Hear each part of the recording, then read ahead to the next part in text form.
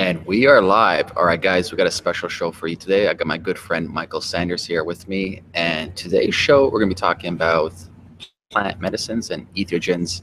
Michael, welcome to the show. Hey, Ameer. Thanks so much for having me. I'm glad you made it, man. You and I know each other for now, maybe like a year and a half, 2 years, give or take. You've really shared many experiences that you've gone through and stories. Thank you for sharing those stories. First of all, I just want to kind of jump in and talk about how did you get involved in this space? Like, what was the catalyst or that tipping point that made you aware of these medicines, and how did you get involved? Well, I actually think it started when I was about 5 years old, and I was playing with a toy Ferrari and a toy police car. And I was thinking to myself, like, this is not all there is. And why do people care so much about material possessions? Why are people always talking about the weather and not the universe, and asking, who am I and what are we doing here and what the hell is going on? And when I was 14, my dad gave me the book, The Doors of Perception and Heaven and Hell by Aldous Huxley. And in that book, he's talking about a mescaline experience during which the illusion of separation disappears and he becomes one with all things. And he felt connected with the table and the walls and the chairs, and that there was no separation. So at 14 years old, I could intellectualize what he was saying, but I had never felt that. But it certainly piqued my curiosity. And then when I was 16 years old, I had my first magic mushroom experience with 3 of my best friends. And that really revealed to me the interconnectivity of all things. And, it was during a thunderstorm, and there was this fence, and we were beside a horse field. And I was watching the thunderstorm, and I saw this animal and we were separated by this barrier. And I just decided, I'm going to hop this fence and be with the horse. And I pressed my head against it.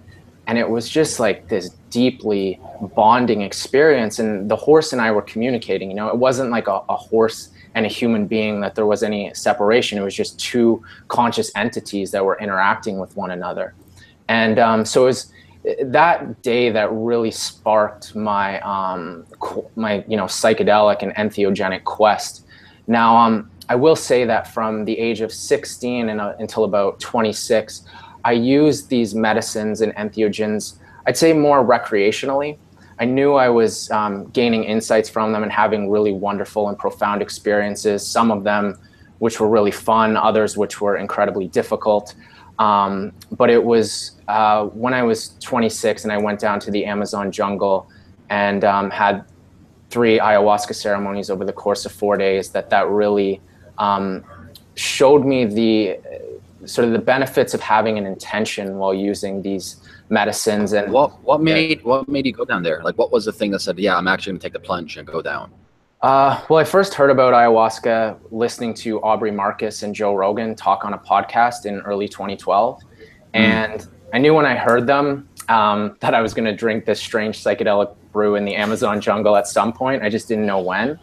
And then at the start of 2013, I was going through some really extreme fatigue. I was in a really dark place. I was working as the vice president of an ad agency. I was the co-founder of a startup in the gaming industry. And I was training athletically about 10 to 14 times per week, never resting, never relaxing, never meditating. Just always go, go, go, so goal-oriented, like all these things, right? And it got to I was sleeping 10 hours each night and not feeling the slight bit rested. When my alarm clock would go off in the morning, I thought it was some sick joke because it felt as though I'd just closed my eyes. And, I was leaving I would go into my ad agency at noon and have to leave by 3:30 because I was so smoked. And the only thing that gave me any sense of life was to train and lift weights again. And so I have this love for movement, but it was a love that became an obsession and then a borderline addiction. And, and then the breaking point was when my strength was pretty much disappearing, and I was only 25 at the time, and I stopped getting boners. So that sucks to not have libido in your mid-20s. That's just not where you want to be. And so at that point, I resolved, I'm going to put a bullet in my brain if I can't resolve this situation within 2 years. So I started consulting with a naturopath. He got me to focus on play and meditation. Went to Burning Man for the first time. that's a whole nother conversation. But it was upon returning from Burning Man that my best friend Sid asked if I wanted to go down to the Amazon jungle for New Year's Eve of 2013. And as soon as he suggested it, I was all in. And yeah, we headed down there and trekked through the Amazon for a week before leading into our ceremonies. So let's talk about the ceremonies. How was your experience with that? Yeah, so I often say like it shattered my previous paradigm of reality and showed me something so far beyond my wildest imagination that now informs my entire way of being. And I went down there with, you know, like my father's a specialist in internal medicine. I've studied a lot of science. Studied a lot of nutrition, anatomy, things of that nature. And, you know, the shamans down there encourage you to set an intention. And also they suggest that Mother Ayahuasca is this intelligent female entity. And I sort of treated it initially as metaphor, sort of indigenous folklore. And, you know, they have these protocols that you follow a particular diet where you don't eat any red meat or spices.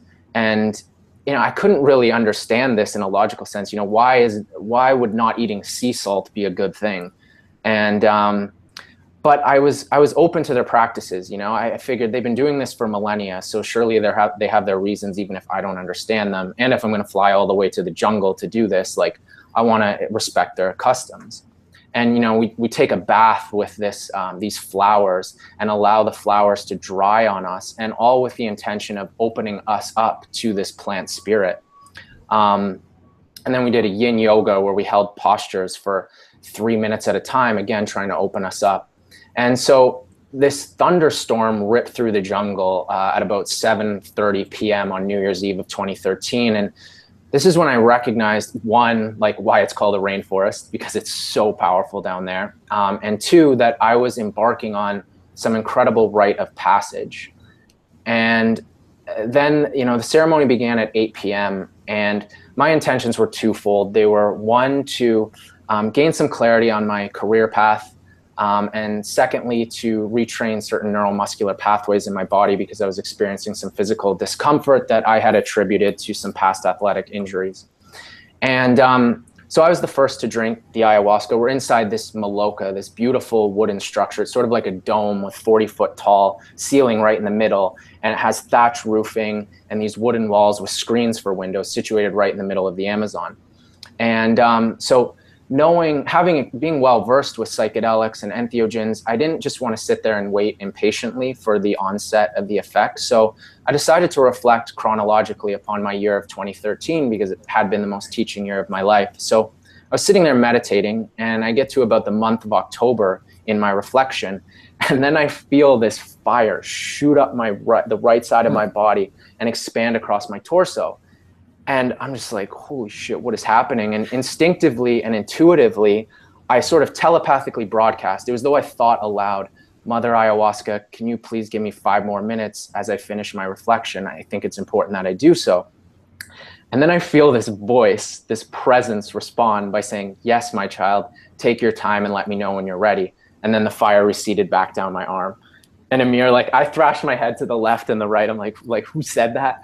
And then I realized, I'm like, holy shit, I'm talking with a plant right now. And so I quickly and intensely finished my reflection. And then again, I instinctively and intuitively, telepathically broadcast, Mother Ayahuasca, I'm ready to welcome you into my mind, into my body, into my soul. These are my intentions. I hope to learn a lot from you. I'm open to whatever it is that you want to show me. And maybe you'll even learn something from me. So at that point, the fire comes back up my right arm, expands across my torso, fills my head, my mind, down my legs. And dude, it was the most beautiful maternal warmth that I have ever felt. Wow. And then at that point, these purple and green beams of light that look like aurora borealis, like the northern lights, emerge from the middle of the maloca in the Amazon jungle. And I'm staring at them and I'm like, what, like, okay, am I hallucinating? Is this some new dimension? Or did the northern lights somehow find their way into the jungle and they're floating 5 feet above the ground? And so to test their objectivity, I shifted my gaze over to the left and I'm just like, I'm contemplating, I'm like, what is going on right now? And after about 45 seconds, I turned my gaze back and these beams of light had moved towards me. And they were like a cloud that floats through the sky, independent of a viewer's gaze. It doesn't matter whether I'm looking at it or not. Like, they're these objective entities. And these beams of light then wrap themselves around me. And I look down and I'm like, holy shit, I am covered in the northern lights right now. And they turn me over onto my left side into the fetal position. And man, like the greatest maternal presence and comfort I've ever experienced. And I truly understood then and there, like, okay, this is why they call her Mother Ayahuasca. And no discredit to my own mother, but this was like my own biological mother, but this is the greatest mother I've ever encountered. And at that point, I thought, I was thinking like, whoa, if this is all the ayahuasca experience is, I'm totally happy with that. And I thought I was about to fall asleep.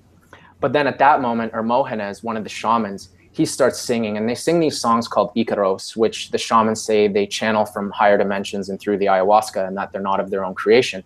And it sort of sounds like so-wah, so-wah, wah, wah. And as he's singing, these orange and blue shapes start emanating from his mouth and expanding to fill my perceptual field. And I'm just like lying on this mattress looking around going like, what on earth is happening? And then Ricardo, the main shaman, he starts singing, and these red, green, and purple shapes start emanating from his mouth and expanding to fill my perceptual field. And then Ursilia, the final and only female shaman, she starts singing, and a full spectrum of colors explodes from her mouth, like more colors than there are in the rainbow. And all of the shaman shapes combine in the visual space, while all of their songs combine in the auditory space, together creating this visual and auditory symphony. And the colors and the shapes are forming this cloud-like entity that occupies about 95% of my perceptual field. And I feel the purple and green beams of light lift me up and send me into this new dimension, while the ayahuasca telepathically imparts to me, Michael, this is a dimension that always exists. It's where you're from, it's where you're going, you're in it right now. And I want you to go and explore, and don't worry, you're safe. And so then the purple and green beams of light severed behind me like an umbilical cord would. And I enter this new dimension. And at that point, these three, what I call humanoid spirits, float down onto the right side of my field. And they're each about 2.5 feet tall. They have these dark bodies, they're wearing cloaks, and they're outlined in the most vibrant colors I've seen, like a neon light multiplied by 1,000. And one of them is outlined in bright red, another in bright pink, and another in bright yellow. And all three of them are female. And just something I want to iterate to the viewers is that all of the communication that occurs in this space is telepathic, like it's beyond language, and there's nothing lost in translation. So I like to use the analogy of the feeling of falling in love. If you try to describe the feeling of falling in love to your friend who's never been in love, I mean, he or she can intellectualize it, but your words they're just dancing around the concept. They're not actually it. But then imagine you can take your experience of falling in love and plant it inside the person. Now they know. So that's what all the communication in this realm is like. And as these three humanoid beings floated into my field, again, I wanted to test their objectivity because I have never experienced anything like this. And they were as real as you sitting where you are right now, Ameer, and or as like this chair in my office, you know? So again, I shift my gaze over to the left, and I'm like, what is going on right now? And then the beings float from the right side of my field over to the left, and they say to me, they're like, hey, like, aren't you interested in what we want to share with you? And I'm like, yeah, I guess I'm interested in what these other dimensional beings want to share with me. So they start, each of them is showering me with love, different forms of love. And I even had this inclination, because at the time I had a girlfriend back in Toronto. I'm like, is this some sort of act of infidelity or something? But the beings assured me, they're like, no, it's more of like a motherly, sisterly, grandmotherly type love. And then at that point, you know, I interacted with these beings they looked like 6 or 7 worm-like tubes stacked on top of one another. And they looked like mitochondria from your biology class textbooks, if anyone remembers those. And they had these eyes, and they would glow bright blue and then bright red. And I recognized that they had this relationship with the gut flora inside of me, so the microorganisms inside of my stomach and intestines. And then I look down, and my gut flora floats up from my stomach and into this perceptual field, and they look like these little white Furby dolls, kind of, for anyone who remembers Furby. And these little beings start communicating with me, and they're like, Michael, your body is not just your own, but it's a vessel for trillions of different beings, and you want to make it as welcoming and as inviting to the light beings, because we affect your thoughts, your moods, your behavior. So they gave me some direction, and they're like, keep up with your meditation practice, keep up with your nutrition, keep up with movement, play even more. They're like, the more you play, the better you're going to feel. And then they gave me these 2 specific directions, which they said, stop eating dark chocolate and stop eating pork. And I was like, okay. I'm like, I thought those 2 things were healthy. And they said, well, they can be, but just not for you on your journey at this time. And I asked them why. And then they showed me in this out-of-body time-traveling perspective. They took me back to the entire month of December leading up to me going to the jungle, and they showed me eating 2 squares of dark chocolates around 4 or 5 p.m. every day before I'd move, play, or train. And then they would show me my sleeps that night. So I was watching myself sleep in the past. And I thought I was getting deep, restful sleeps, but they were showing me that I was restless, I was rolling around, I was waking up in the middle of the night. And they just revealed to me that like these things are, this chocolate stimulating you in a way that's not allowing you to fully rejuvenate. And then I asked, okay, what about the pork? And then they showed me memories spanning my entire lifetime. And particularly every time I ate bacon, there would be this immediate lethargy that would follow. And then inevitably a 3 to 4 day period of like this low grade inflammation where I'd be slightly lethargic, but I just wasn't aware of it. I wasn't putting the pieces together. And when I watched, like when I was experiencing this, I even said to the ayahuasca, I'm like, oh, that's an interesting correlation. And it responded by saying, it's not correlation, it's causation. And I'm like, all right. So like since that day, I've never bought pork and I haven't bought dark chocolate. And, if somebody feeds them to me, that's okay. But it just fundamentally changed the way I perceive things. And, after that, I started, I was navigating this field and seeing that there was an infinite number of beings. And it's like being in underneath a rural night sky. You see there are stars, and then stars beyond those stars, and then stars beyond those stars. So that's what all of these beings and spirits in this dimension were like. And they were infinite in number, infinite in degree, infinite in kind. Some that looked like animals, plants, snakes, birds, grass, microorganisms, shapes I have no name for because I had never seen them before, and I don't think humans really identify them. And but the interesting thing is that each and every one of them was articulating love, collectively communicating love as a whole, and showing me that the fabric of our universe is love, that it's the creative force behind all things, the Big Bang and every one of its predecessors, responsible for every work of art, every painting, every song, every written word, the reason why stars explode and cells divide. It's the child who cries, the bird that flies in the grass that grows through the pavement. It is you, it is me, it is all of us, it is infinite, it is everywhere, and it is all. And that knowing, like not an intellectualization, but a knowing, a feeling, a remembering, instilled me with the deepest sense of peace and bliss, really, that has since stayed with me and evolved and grown ever since. And so like that's the first 50 minutes of my first ayahuasca ceremony. And I ended up having 3 over the course of 4 days. So it was about 18 hours under ayahuasca's care. And, one of the things it showed me was that, Michael, you've always wanted to be a storyteller, start writing. And so it inspired me to write my book, Ayahuasca and Executive's Enlightenment. What advice would you have for anybody who's, because right now it's like a hot topic. A lot of people hear about ayahuasca and entheogens in general, specifically ayahuasca. Is there any like recommendation or advice do you have for people who are maybe interested in this? Because I think I see, let me put it from my perspective. Mm-hmm.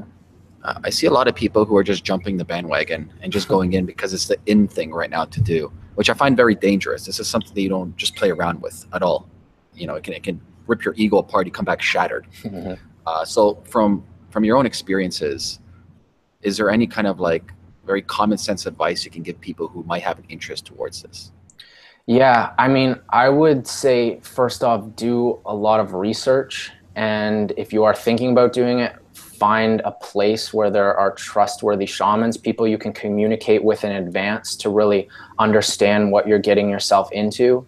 I also think it's important not to treat something like ayahuasca as a silver bullet that's going to cure all of your problems, because it's really not.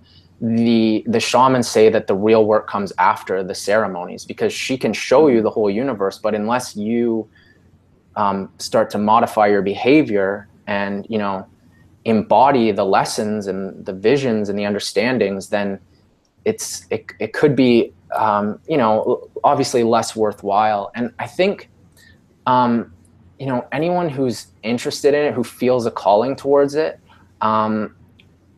if it's an authentic calling, I think it is worthwhile to further investigate.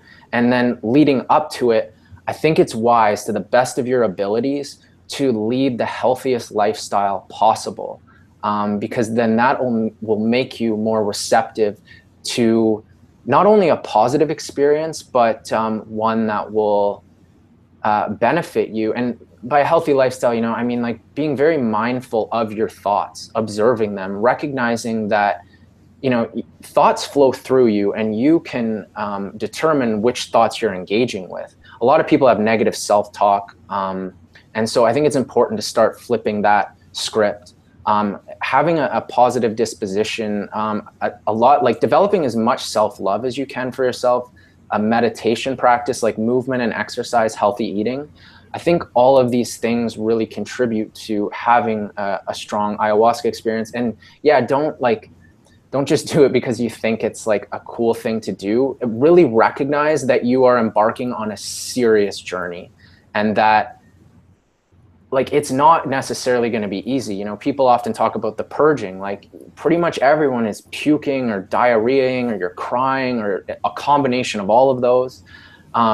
You know, none of it happens by surprise. Like, you know, when you're about to puke, so it's not like you know, shit yourself or anything like that. But it's not like, it's kind of like sometimes you just feel like you have the worst bout of the flu ever, and you have to deal with that. And you also have to be willing to like, or I think you should be willing to look at the darkness inside of your own self, and like look at your limiting thoughts and your limiting beliefs and the things you are doing to hold you back, and be willing to confront them. So I think if you're going into an ayahuasca experience, and if you're interested in it, you really have to be open and willing to be shown that like everything you thought might be wrong, and could be modified. And not that necessarily will be the case, but I think you just have to have that open-mindedness.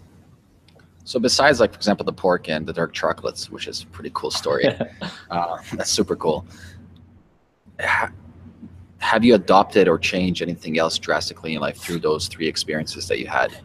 Yeah, man. I mean, I feel as though I'm in constant communion with ayahuasca. So I haven't had any ceremonies since January 3rd of 2014, but I feel as though I'm speaking with her all the time, like through meditation, through dance, through just being. Like even right now communicating about it, I feel her flowing with me. And so the love is one of the biggest ones. It's a vibration that I wanted and have carried forth with me. And so to the best of my abilities, I embody unconditional love and respect each and everything as a sovereign being that's free to make its own choices. So I don't tend to judge people or things for what they're doing, and I just accept them and recognize like, hey, maybe it's not what I would do, but they're on their journey, and that's what they're choosing. And I've also, you know, I ended up walking away from the startup in the gaming industry that I had co-founded as soon as I got back from Peru. While I was in the jungle, what I thought may have been the most difficult thing in the world to articulate, because it was so beyond my previous paradigm of reality that I didn't necessarily think I had the words to communicate it. Yet I sat in the jungle, and it felt like some celestial waterfall was flowing from the heavens through my body and spewing words onto the page, as I essentially wrote the crux of the book while in the jungle, you know. And that was the only goal, like the only real goal that persisted from my youth, was to write a book that I thought was awesome. So there, like I did it, you know, and and it was the most enjoyable experience. And so it was released like a year and a half later. I ended up walking away from the advertising agency that I was a vice president of. You know, it was great. It was financially rewarding. It was really fun. All the people were awesome. But the determining point was when I recognized that my 2 biggest clients were a bread company and a pork company, of which I consume neither. So I'm like, I feel like this is the universe like asking like, okay, you're going to go down this like safe route, keep making a lot of money, but it's not really aligned with who you are. Not that I think there's anything wrong with bread or pork if somebody else wants to eat it, but it's not me. And then one of the other like biggest things is that I recognized through the ayahuasca experience how deep my bond with Mother Nature is. And I'd always felt connected, but this just took it to a whole new level. And I knew leaving the jungle that I was going to be involved with the environment in some capacity, but I didn't know how it would manifest. And 5 months after returning from the jungle in May of 2014, there was this 3-week period during which every day I saw the sun and the moon out at the same time. And after 21 days, I made a note in my phone saying, I don't even know if this is astronomically possible, but I'm paying attention. And the very next day, my friend Charlie calls me and says, Michael, I want you to come meet this clean energy startup. I think you're going to be interested in what they're doing. You may even want to become involved. So I accepted his invitation. I go and meet them the next day. I'm seeing their technologies, listening to their philosophies, and I'm like, holy shit, like this whole notion of an energy scarcity or a need to rely on non-renewables, total farce. We can live off renewables. And then they tell me the name of the company is SunMoon Energy. So I get covered in goosebumps. And by the next day, I was a partner in the company, you know? And so I've been on that journey for the last 3.5, 4 years now. And we're working on bringing infinitely scalable clean energy generation to market. And yeah, man, I feel as though like everything, like my relationships have improved with everybody. Not that they were necessarily bad before, but I play a lot more. My life is oriented around play, and increasingly so. You know, I have these reminders occur in my life to play even more. So like that's really the central theme of my life. And with that perspective, everything starts to feel like play. You know, even my work, it's so enjoyable. I find it so fulfilling that it feels like play as well. So yeah, I really feel as though like it's sent my life in a wonderful trajectory. Now, before we went live, you and I were talking about offline. Besides ayahuasca, which is, you know, I'll put it on the top bracket. It's one of the most potent and powerful healing substances out there. But besides that, has there anything else, or have you used any other plant medicines in your journey of healing? Yeah, I've used a lot. I mean, I mentioned magic mushrooms, psilocybin. You know, marijuana, when I was in high school, I used to smoke a lot of that. It was kind of unconscious smoking, but it did expand my awareness a great deal.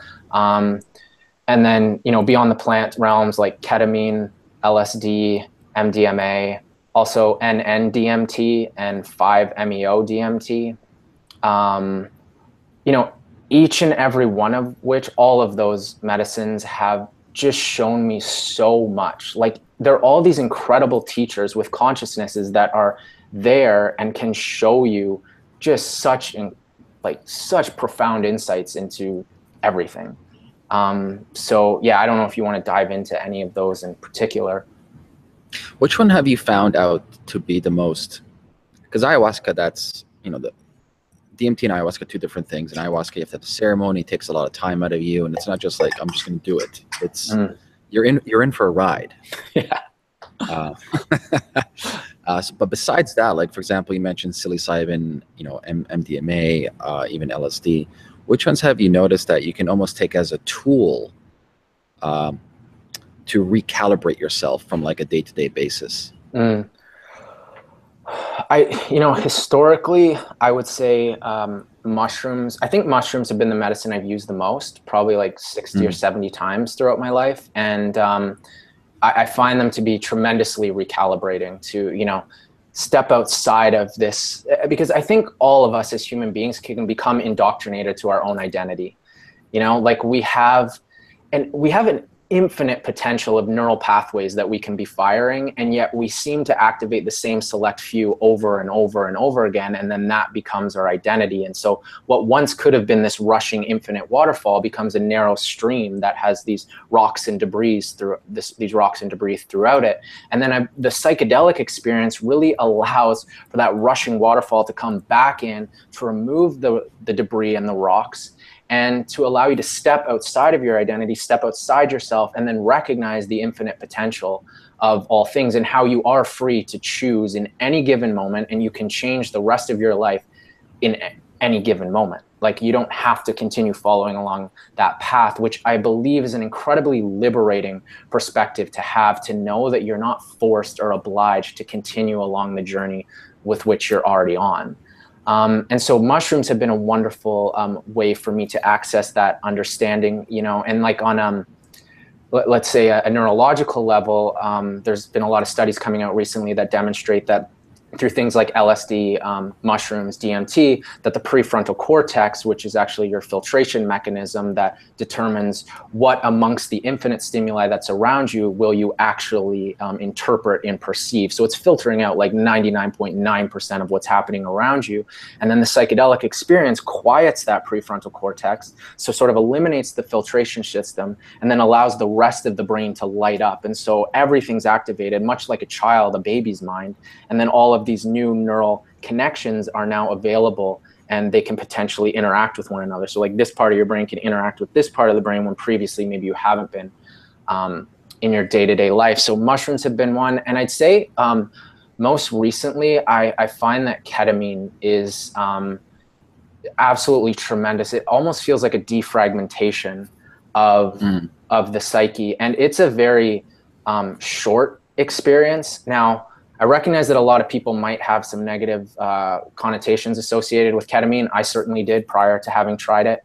And I believe I'm in a small percentage of people who uses it ceremoniously. And,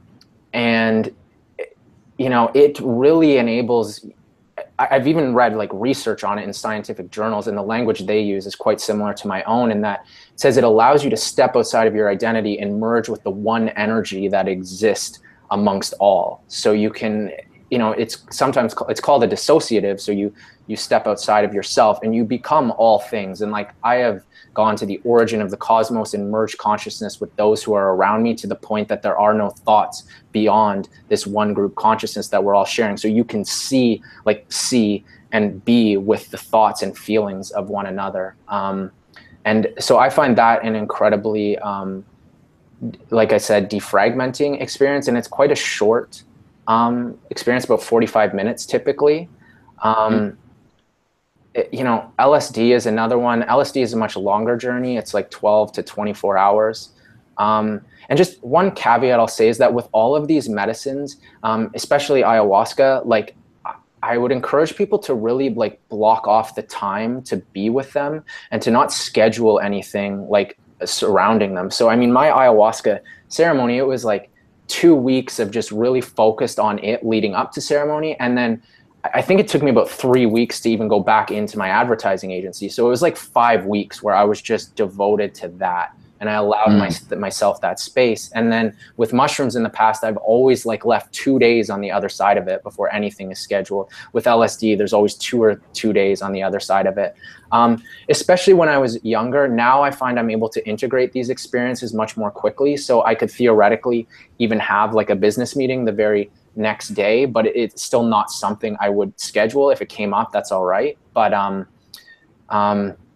yeah, I mean, I think they all are incredible teachers and tools. Like MDMA, really, when I was younger, I think I tried it the first time when I was 22 or 23, and it really expanded my heart and allowed me to realize that like everybody wants love, like everybody wants this connection, and I needn't worry about like, let's say, being too affectionate. You know, I think that especially like, you know, the machoism that exists in like North American universities and like, you know, men and this alpha male and like all this shit, like you kind of get disconnected from the idea that like you can just tell your friend that you love them and that, like you really appreciate them. And like MDMA really showed me that, because every time I did it, it's like everybody's so receptive, like they love it. It feels so good. And what's interesting is that I feel as though my heart is now expanded beyond any MDMA experience that I ever had back when I was 23. And it's just now like my default, how I am all the time. So as a result, I rarely take MDMA now. Whereas like back when I was 23, when I first discovered, I was doing it like every other weekend for about a year. And now it's like maybe once a year, or maybe I won't do it at all, you know? So I think like you asked about tools, and yeah, I think they're all tremendous tools. And sometimes as well, like, there's this saying, like, once you receive the message, hang up the phone. So if you've learned all you can from a medicine, and at that point it's just becoming like, you know, whatever, there's not that much intention behind it, then maybe you don't need to do it anymore.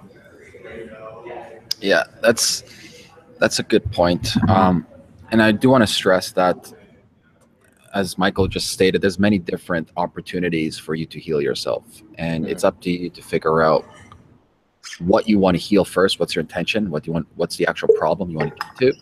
and you have to figure out what works for you. And what's really important though too is I want to stress that your environment and the group of people you're with and the facilitation of the actual experience is really important.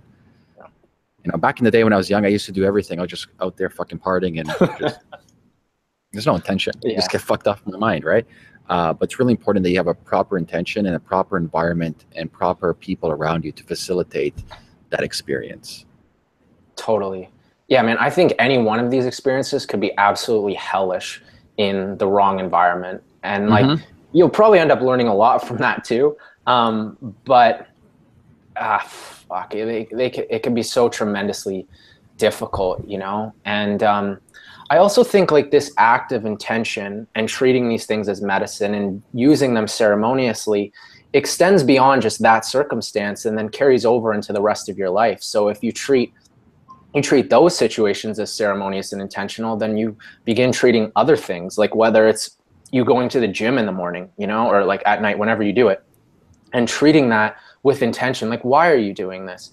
As opposed to just trying to get through it. It's like, be with it. Like, treat it as how much like amazingness is like going to the gym and like moving around giving you. Like, it's providing you with so much vitality and health and vigor, and like it's doing so much. So really like embody that and embrace it. Or your work, you know, like rather than trying to get through it, like set an intention. What is it that you're trying to do with your work? Are you trying to help people, or are you just trying to make it till like 5 o'clock so that you can check out?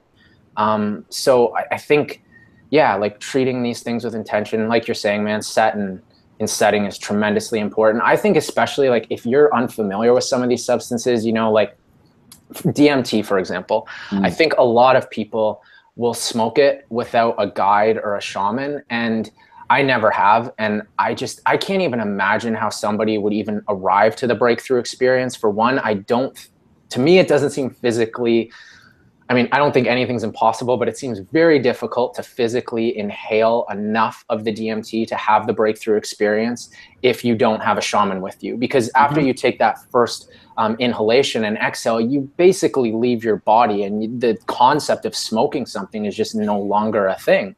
So like to think that you would pick up the pipe again and do it, it's like, no, like I don't think that's happening. So you need this shaman. And also you don't want it to be somebody who's just like, you know, like put it down your throat. Like you want somebody who's like, okay, like keep going, like it's going to be wonderful, I'm here for you, you know, like a proper guide. So yeah, I definitely say with all these medicines, if you're unfamiliar, like seek out someone who has experience. Do you have any recommendation, like resources for people to check out?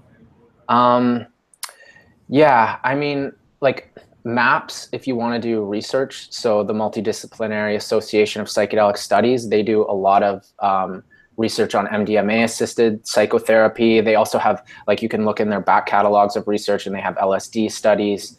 The Hefter Institute, Hefter, they do a lot of research with psilocybin. Both of them do a little bit of research with ayahuasca as well. MAPS is also doing research with ketamine. If like one really incredible film, if I were to like, you know, hold any film in the highest regard of just like explaining entheogens, I would say it's called Neurons to Nirvana. It's really great. It's very scientific. I actually showed this film to my dad because when I first started speaking with him about my ayahuasca experience, is him coming from a medical background. He was initially somewhat dismissive of me telepathically communicating with benevolent beings of other dimensions. And it took me a while, you know, like it took me a couple years before we were able to start speaking about it. And it was largely due to the fact that I started speaking his language and showing him like, hey, like, look at this film, Neurons to Nirvana, that has high production value and is supported by all these like leaders in the fields of psychiatry and psychology and all sorts of, you know, authoritative figures. And then that sort of opened my dad up and allowed him to start getting it. And then, you know, he read my book, and then now we can talk about it all the time. But so I'd say like Neurons to Nirvana is a great resource. Even like if you go on Facebook and look for different groups, like ayahuasca is a group on Facebook, and there's tremendous resources about people who devote their lives to these practices and these traditions, and they're a wealth of knowledge, and like they share this stuff so freely, you know. And like if you're interested in ayahuasca ceremonies, you can surely navigate to find information that way. You know, some of it might not be tremendously obvious because there's certain legal issues. But if they are someone operating in Peru, then it's totally legal. So they can like talk about it openly. If you're interested in DMT, I would say like go on meetup.com. There's some good resources that you can find there. I mean, I'm sure there's, you know, Erowid, EROWID, that's forums where people share their experiences by using different medicines. And it's been around for like, as long as I can remember, I feel like 20 years even maybe. So there's a wealth of information there. And then I just think, you know, like Wikipedia can give you a lot of insight into like the chemical composition of these different substances. And yeah, just like, you know, Googling around, there's tons of YouTube content of people like expressing their trip reports. Where can people get your book? If you go to my website, michaelsanders.co, so .co, my book there, and there's also tons of stories about different medicine experiences like 5-MeO, DMT, NN-DMT, mushrooms, aliens, all sorts of great stuff. Awesome, Michael. Well, I want to thank you so much for coming on and sharing your story and sharing the experiences you've gone through. So if everybody, if you want to find out more information about Michael, there's a link below the video. I have it there, michaelsanders.co. And thanks again, Michael. Have a great day. Dude, thanks so much. And thanks everyone. See ya. Cheers.